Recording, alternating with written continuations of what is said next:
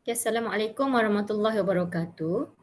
Jadi untuk 1.1 kita akan lihat ni yang last kali teacher akan ajar iaitu displacement displacement reaction of halogen from its halide solution. Jadi halogen kat sini ni adalah kita refer kepada F2, Cl2, Br2 dan juga I2. Halogen. Yang tu adalah halogen. Manakala halide, so halide F minus, Cl minus, Br minus, I minus. Yang tu adalah halide. Manakala halide solution, that's mean KBr contohnya. Dia ada cation dan gabung dengan halide. Contohnya Ki, kalium, potasium iodida kan, potasium iodide. Yang tu adalah halide solution. Jadi kita akan lihat lepas ni. Okay, displacement reaction of halogen from its halide solution. Jadi, so ni adalah group 17, group 17 elements. Jadi ni adalah halide. Okay. So kita tahu the atom walaupun dia wujud sebagai molekul ataupun duit atom molekul. Jadi tapi untuk explanation kita sebut the atom of halogen. The atom of halogen maksudnya kita refer pada satu je. Contohnya Cl2 kita hanya refer kepada Cl. So the atom of halogen element has the tendency dia ada tendency untuk receive electron to form halide ion. Therefore, halogens undergo reduction sebab dia accept ataupun receive electron. Jadi, halogen ni act as oxidizing agent.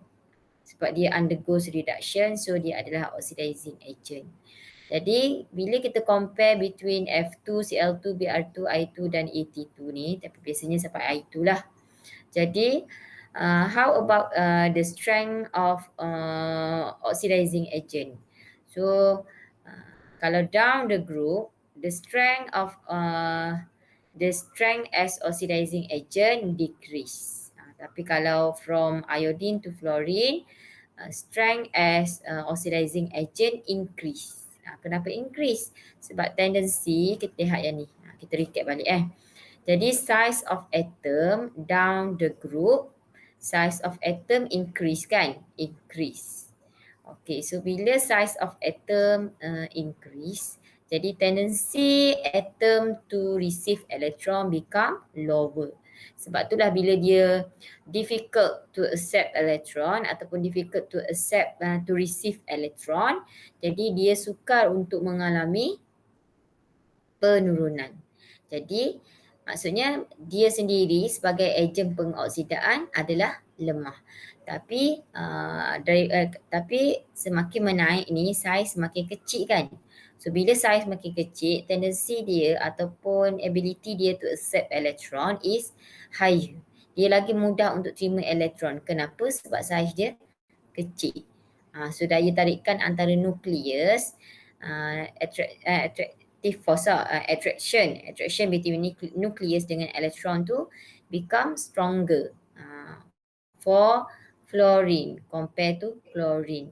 Jadi dia lebih mudah untuk menerima elektron, which mean dia become easier to reduce. Jadi strength as oxidizing agent pun bertambahlah. Okey, ingat yang atas ni strength oxidizing agent yang bagus. Contohnya Cl2 lebih bagus berbanding Br2. Br2 lebih bagus compared to I2. Alright. Manakala untuk halide, strength as reducing agent increase. Maksudnya yang bawah ni dia lebih prefer untuk mengalami oxidation. Kenapa? Sebab lebih mudah untuk dia melepaskan elektron dia tu. Yang dia dah accept tu, dia ada tendensi yang lebih tinggi untuk melepaskan elektron dia tu. Sebab apa? Sebab saiz dia besar.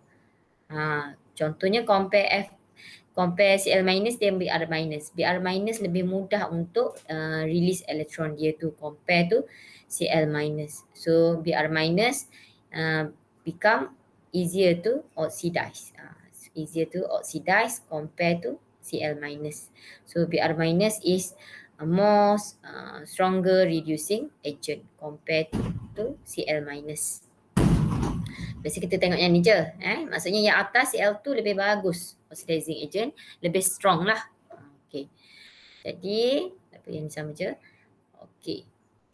So ni adalah explanation dia lah. The more reactive.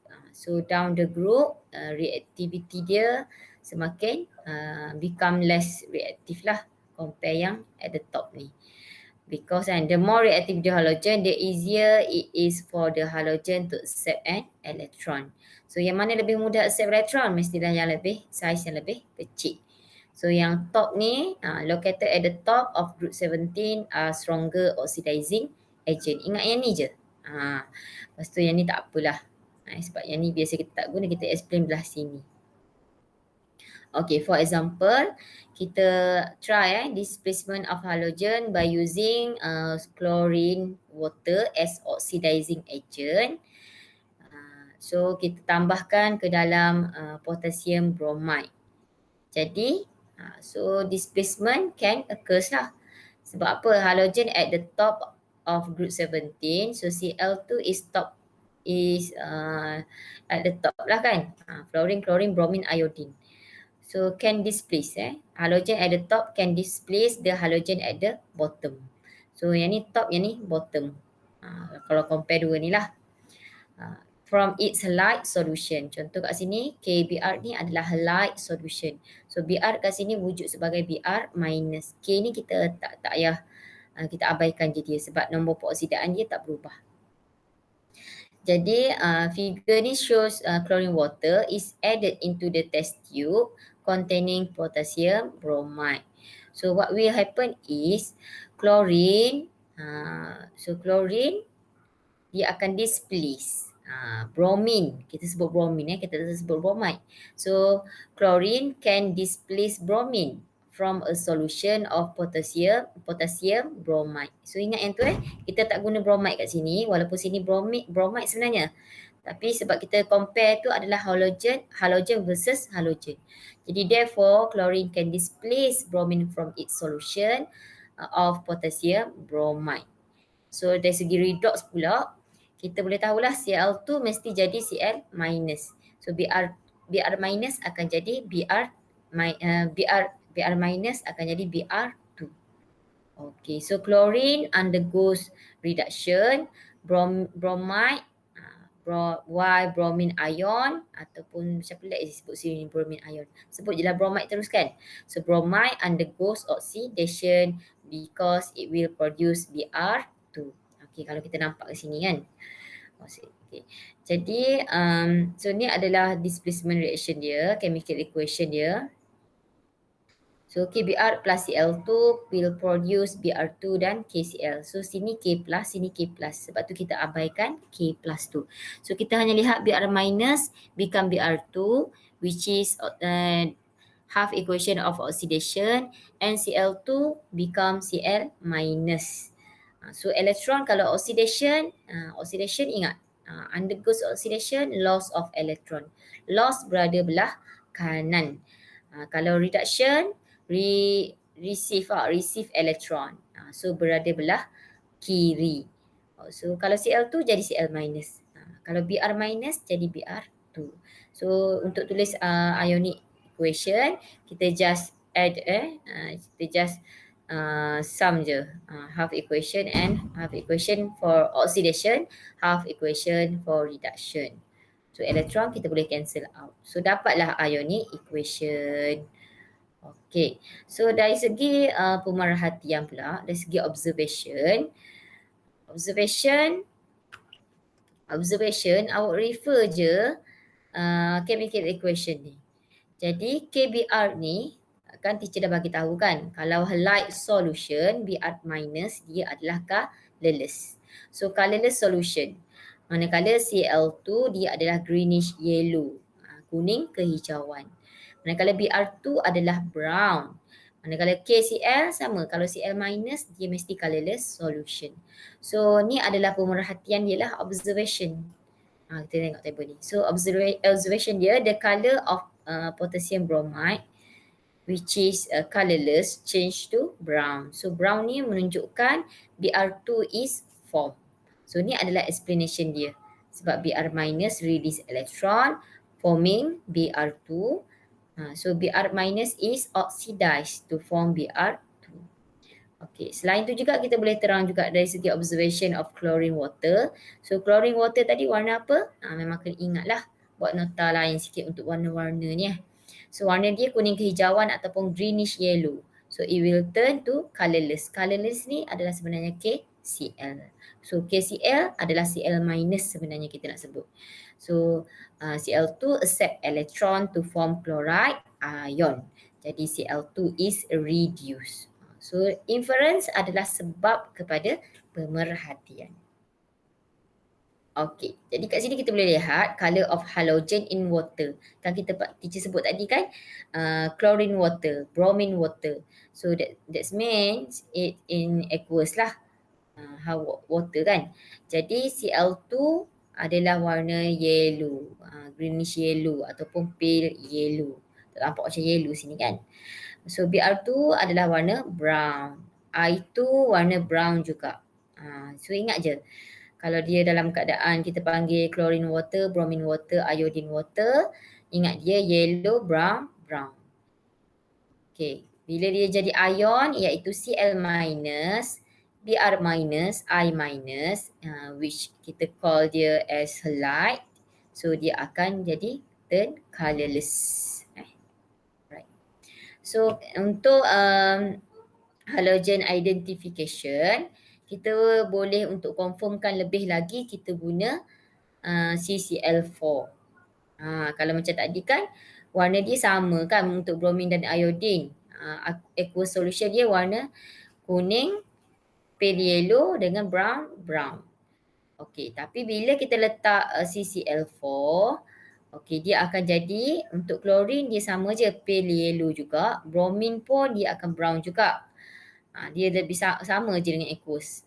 Kita ingat dia brown brown, yellow yellow, but we can differentiate between iodine and bromine because iodine in CCl4 iaitu organic solvent, dia akan appear as purple color. Purple. Dia special sikit. Tengok tadi. Kalau aqueous, sebab kita letak separuh je, so aqueous dia jadi warna brown, tapi dalam tetrachlorometana CCl4 iaitu organic solvent, dia akan appear as purple color. So memang kita dapat confirm lah yang I2 ada kat sini. Jadi kita tengok reaction antara bromine dengan KCl. So bromine is less reactive compared to chlorine, kan? Jadi akan ada reaction tak? So no reaction. Sebab apa? Sebab bromine is less electronegative ataupun dalam buku teks dia sebut less reactive compared to chlorine. Jadi no reaction, no displacement reaction can take place. Maksudnya kalau iodine ditambahkan kepada KCl, so no reaction juga. Sebab Cl, halogen iaitu chlorine is more stronger oxidizing agent compared to I2. Jadi no reaction is occur. So nampak tak ke sini ni, bila kita test dengan CCl4, it shows that purple color. So purple ni indicate the present of I2. Jadi maksudnya kita tambah I2, tapi I2 tak berubah pun jadi I minus. So dia jadilah warna purple. Purple ni menunjukkan kehadiran I2. Okay, this one pula KBr, kalau kita tambahkan Cl2, so kita tahu Cl2 chlorine is stronger oxidizing agent compared to bromine. So displacement reaction take place. Jadi nampak tak dia jadi bromine. Kenapa? Sebab Br minus dah change to bromine. So bromine warna brown. So asalnya warna colourless, lepas tu jadi brown. Okay. Manakala kalau iodine dengan KBr, no reaction. Sebab iodine is weaker oxidizing agent compared to bromine. Okay, kalau Ki, letak chlorine ada reaction, letak bromine ada reaction. Sebab both chlorine and bromine is strong oxidizing agent, stronger oxidizing agent compared to compare to iodine.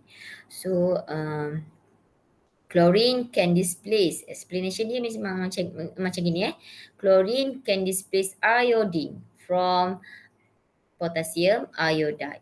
Bromine can displace iodine from potassium iodide. Jangan sebut iodide Bromine can displace iodide, salah. So that's all untuk kali ini.